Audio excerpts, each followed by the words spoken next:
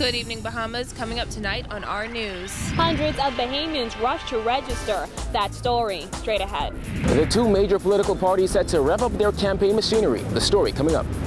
The Democratic National Alliance releases their charter for governance. That story is coming up tonight. Straight ahead.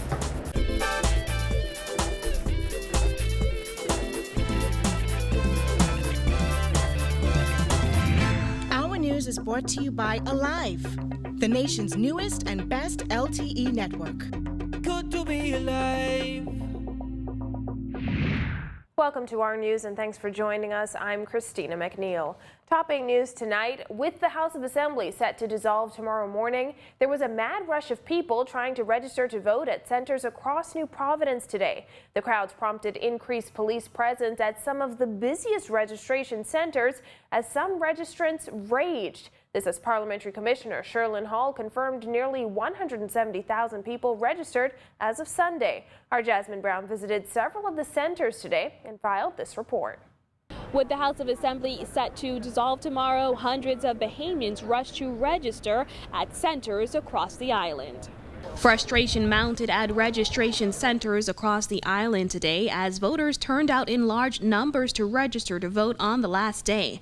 However, the hours-long wait didn't sit well with some people, like this woman who slammed the registration process and railed against the government. What you expect for me to vote for you? Baby. Tell Mr. Christie he can't get my ex. Let him see my black face and I'm standing right on the line. He cannot get my ex. How long have you been out here this morning? I just reached a couple minutes ago, but I didn't expect to meet all these people. You understand me? And he's saying the day is the last. How the day could be the last? And people just pouring in. Huh? Let me tell you, maybe he may win for true, but not by my ex. Sands was among dozens of people we met trying to register at the Parliamentary Registration Department. There were similar crowds over at the Carmichael Road and Elizabeth Estates post offices. However, those registrants were a bit more patient, like this woman who decided to catch up on her reading while she waited. Yeah, I'm doing some reading to, kind of forget about the time. But I'm going to wait it out. I'm prepared to do that. And they look pretty fast and they going pretty good.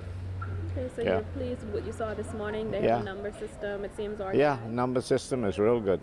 The process seems okay. As I said, we just came 20 minutes and it seems good because they're calling 5 people at a time. So I don't think the wait should be that long. If you have patience, you should be able to hang on it. If there's something you want to do, you can wait and just wait it out. In response to the large crowds, there was an increased police presence with some officers patrolling the various centers. Officer in charge of the Carmichael Road Police Station, Superintendent Matthew Edgecombe, says the registration center at the post office has seen huge crowds since Prime Minister Perry Christie announced more than a week ago that the House will be dissolved tomorrow and the voter register closed. The crowd has picked up a lot. Since that announcement was made, yes. And since the announcement is like that daily. According to the latest statistics, more than 167,000 people have registered to vote as of Sunday. That represents more than 90% of the number of voters who were registered for the last general election. Though voters rushed to register at the last minute, some of them have yet to decide if they will actually vote. I have no good feelings about it because to tell you the truth, right? I'm not interested in no party. I believe PLP, FNM, and the DNA, all of them is one of the same, and they don't mean none of us no good. I'll think about it. I'll sleep on it. I'll sleep on it. Ain't nobody issues driving me to vote for nobody right now. I mean, Brentwood ain't saying nothing. I mean, I would give him my vote, but he ain't saying nothing. He ain't got no issues. Menace, he ain't saying nothing. But definitely no, I ain't voting no BLB. That's enough. That's my view. Reporting for our news, I'm Jasmine Brown. Well, following last week's revelation that there are hundreds of discrepancies in the current voter register, Parliamentary Commissioner Sherlyn Hall says the department will do all it can to correct it before time runs out. Hall says according to the Parliamentary Act, the department has only a matter of weeks to correct the issues. Gives us 14 to 15 days to clean up the register. Then after that, we'll certify. So time begins to run once Parliament dissolves tomorrow. A Nassau Guardian report revealed last week that those discrepancies include voters' birthdays being listed in the 1700s and 2017. There were also issues with voters registering more than once in different constituencies and polling divisions.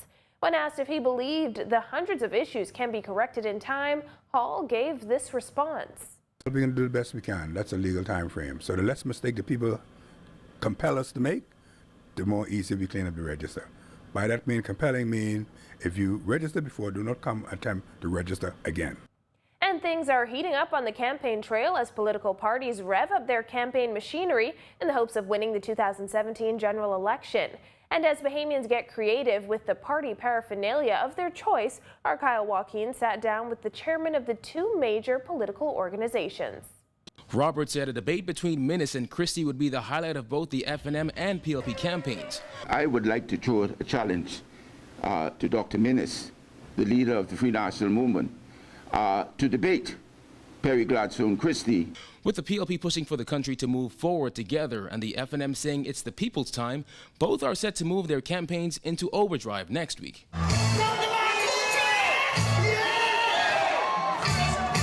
Our people are fired up. They are concerned about what the opposition is advancing and what they're all about, and they are sticking with the PLP. Look around. There's nothing for the PLP to hang its hat on to say, this is our record and we are running on it. They certainly don't have a record in Grand Bahama. The evidence in the Family Islands are glaring, and you can't see any evidence of a PLP administration over the last 5 years in New Providence. The core message of the PLP's 2017 election campaign so far has centered on the weaknesses of Dr. Hubert Minnis' leadership and the challenges he has faced over the past 5 years. FNM Chairman Sidney Colley said it was an expected but ill-advised move for the PLP to focus on the FNM's internal issues. But more than 8 months ago, we settled that issue. However, Roberts called the PLP's campaign machinery one that can't be beat. And then there are the posters. Posters all over the Bahamas. The posters of our candidates on large-size billboards. You will also see the lamppost-size posters. According to Colley, the FNM will hold 3 mass rallies in Nassau,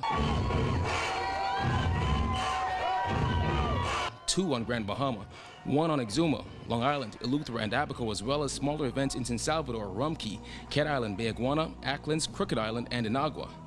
The best team of candidates in any political party anywhere in this country are the FNM 39 candidates.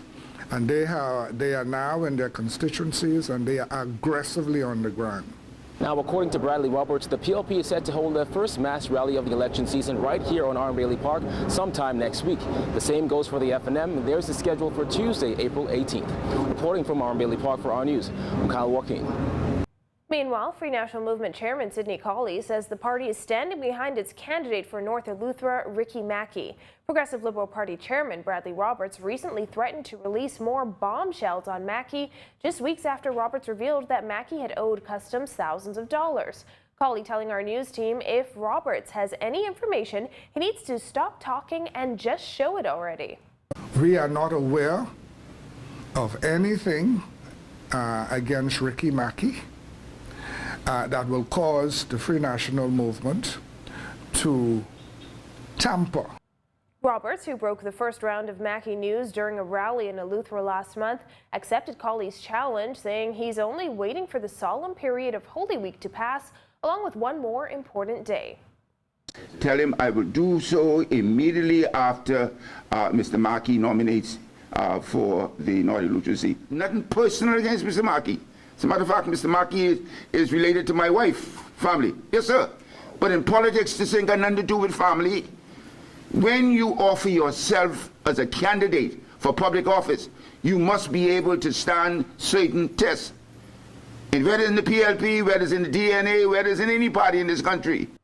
And plans to decriminalize marijuana, reduce unemployment, create new industries, and increase the gross domestic product were all outlined today by the Democratic National Alliance as it ramped up its campaign to secure victory in 2017.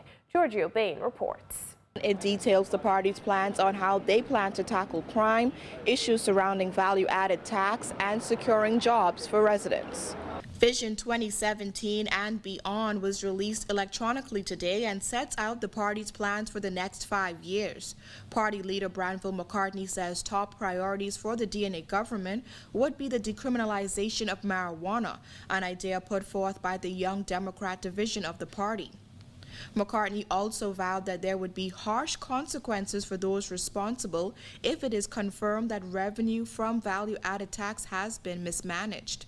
At the end of the first year of a DNA administration, we will have commissions of inquiry on matters pertaining to Bahama, the Bank of the Bahamas, and value-added tax disbursements. If it is determined that there was wrongdoing, people will go to jail. Everyone must be equal under the law, especially our government. The party said it would also tackle the high crime rate by first handling the issues surrounding unemployment.